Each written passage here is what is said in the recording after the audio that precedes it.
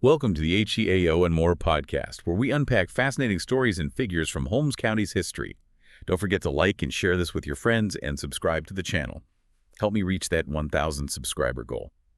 Today we're going way back to the early 1800s, long before Holmes County officially existed, to meet a man named Jonas Stutzman. He was the very first settler in the area. Now, he was a bit of an enigma, a pioneer with some unusual ideas, even for the Amish. Like, why did he always wear white? And what's the deal with that giant chair he built? It's really intriguing how Stutzman embodies that spirit of the frontier. Imagine, it's 1809. What we know as Holmes County is just vast forests and scattered Native American settlements. Wow. And then comes this young Jonas Stutzman venturing into this unknown territory. So he wasn't just wandering around, though, was he? I mean, he had a plan, right? Oh, absolutely. He was on a mission. Records show that Jonas was born in 1788, and in 1809 he set out from Somerset County, Pennsylvania with his wife, Magdalena Gerber Stutzman. His goal was to clear land, build a home, and establish a life in this new frontier. And he certainly wasn't afraid of hard work. He even constructed one of the first sawmills in the area. A sawmill? That must have been a huge undertaking back then. Do the historical records say what kind of sawmill it was? While the records don't specify the type of sawmill, it's safe to assume it would have been a water-powered mill, typical of that era. Oh. Imagine the ingenuity and effort required to harness the power of a river to drive the saw, cutting through those massive logs. This mill would have been crucial for building homes and developing the community. So this ambitious, hardworking man helps lay the foundation for what we know as Holmes County today. And he attracted other settlers too, didn't he? Exactly. Other Amish families, seeing Stutzman's success and drawn by the promise of fertile land, started arriving.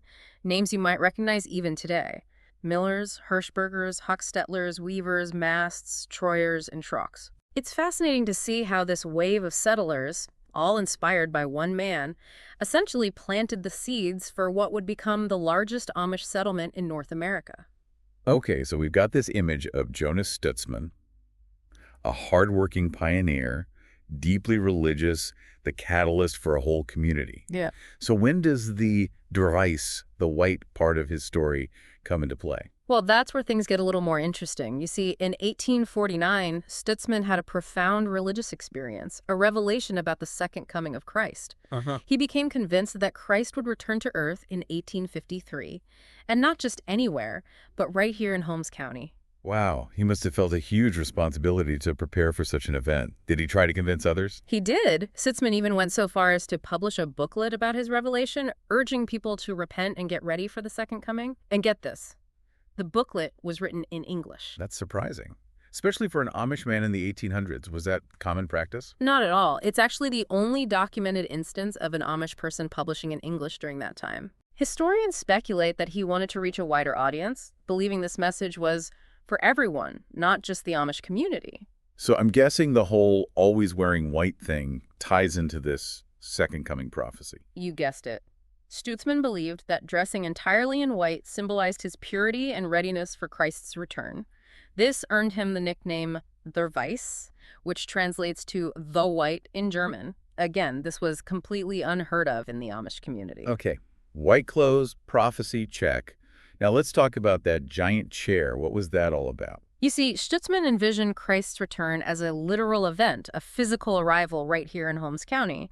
And while he believed that Christ would need a suitable place to sit upon his return. So he built a giant chair for Christ. Yes. He constructed this massive wooden chair, signifying Christ's elevated status and readiness to judge humankind upon his second coming.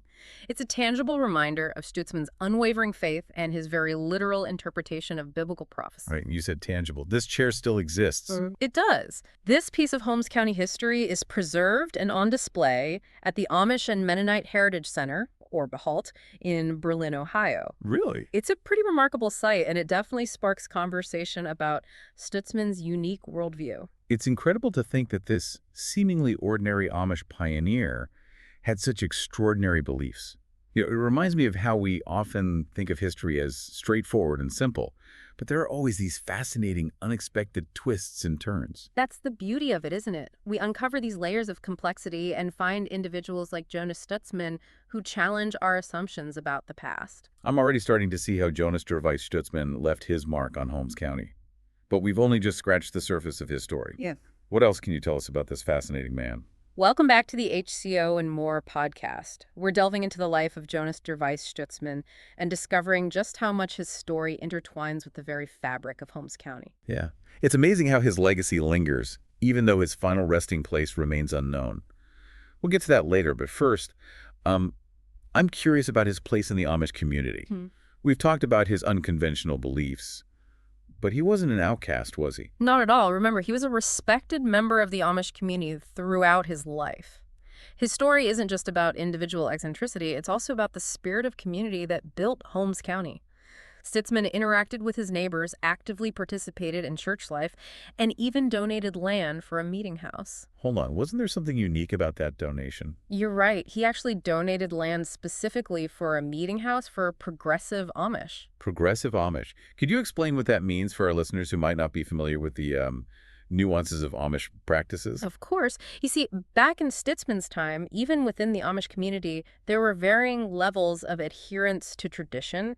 Some Amish, known as progressives, were more open to adopting certain technologies and practices.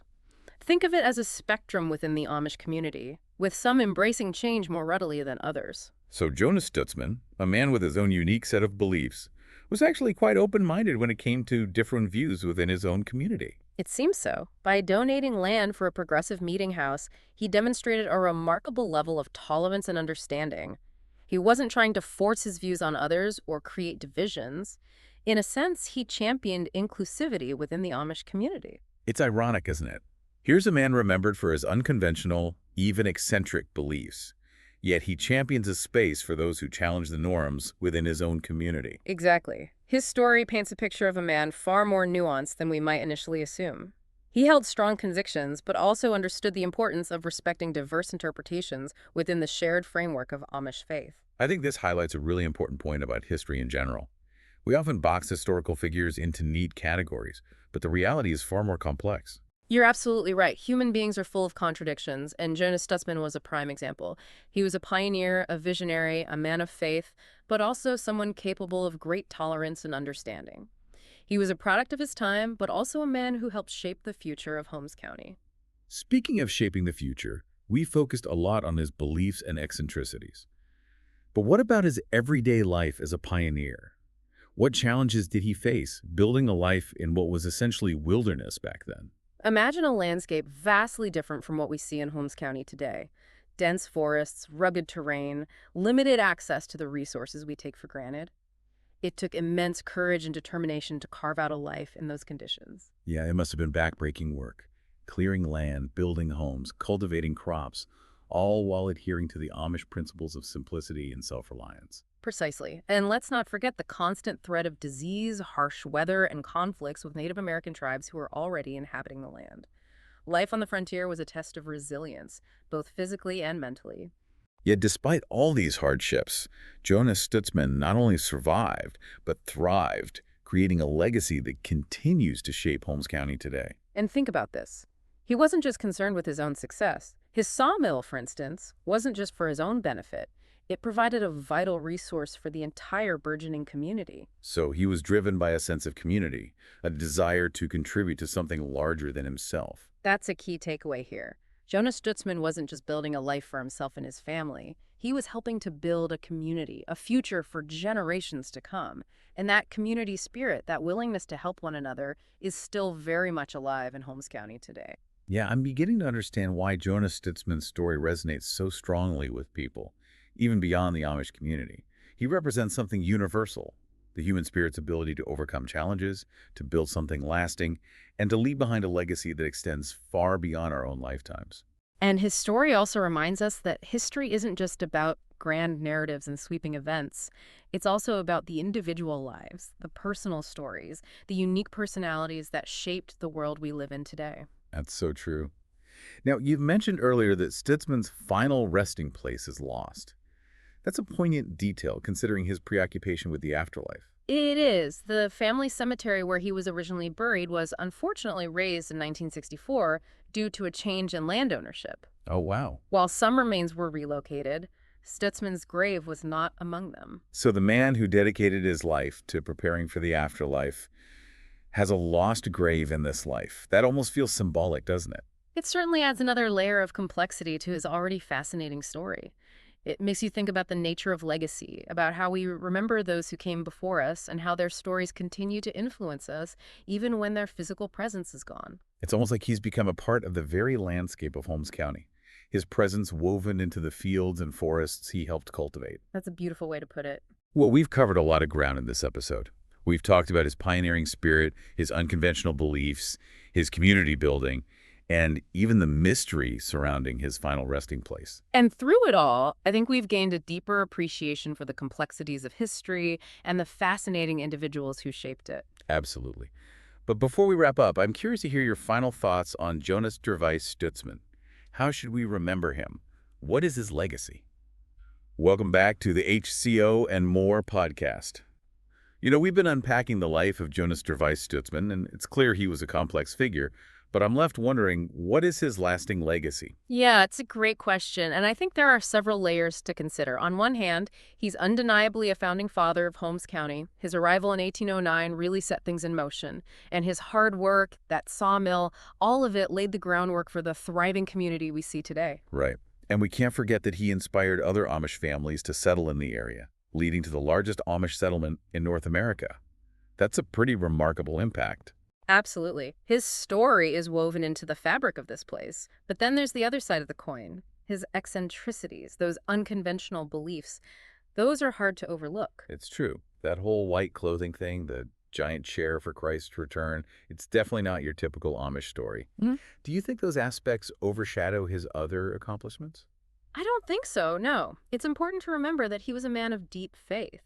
His actions, even the ones that seem unusual to us, were driven by sincere conviction. And it's worth noting that his beliefs, while outside the norm, didn't lead him to reject his community. You're right. He still actively participated in church life and even embraced diversity within the Amish community.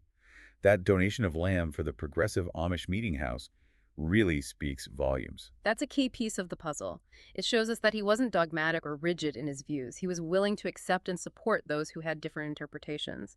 And that kind of openness is crucial for any community to thrive. So how do we reconcile these seemingly contradictory aspects of his personality? The pioneer, the prophet, the eccentric, the community builder. It's a lot to wrap our heads around. I think the answer lies in embracing that complexity. Jonas Stutzman wasn't a simple figure, and his legacy isn't easily defined. He was a product of his time, deeply shaped by his faith, but also a man who helped shape the future. He was a man of contradictions, but aren't we all? Maybe that's the most human thing about him. Perhaps, and I think his story reminds us that history isn't just about dates and events, it's about people. People with flaws and complexities and contradictions who nevertheless left their mark on the world.